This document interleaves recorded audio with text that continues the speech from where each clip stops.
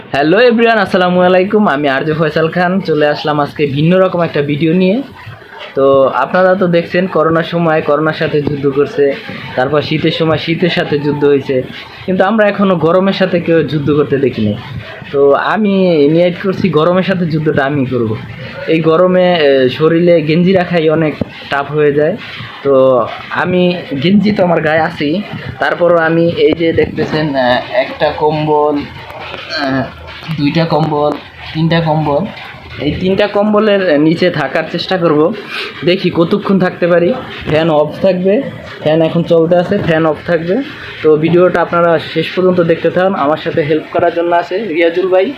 আজকে রিয়াজুল ভাই অনেক দিনে রিয়াজুল ভাইরে কইতে আছি যে আমি গরমের সাথে যুদ্ধ করা শিখতে আছি বাসায় বৈশা বৈশা, তখন কারেন্ট নাই, তখন কয়লাম ভিডিও যখন কারেন্ট যাই গিয়ে তখন রিয়াজুল ভাই ছাদে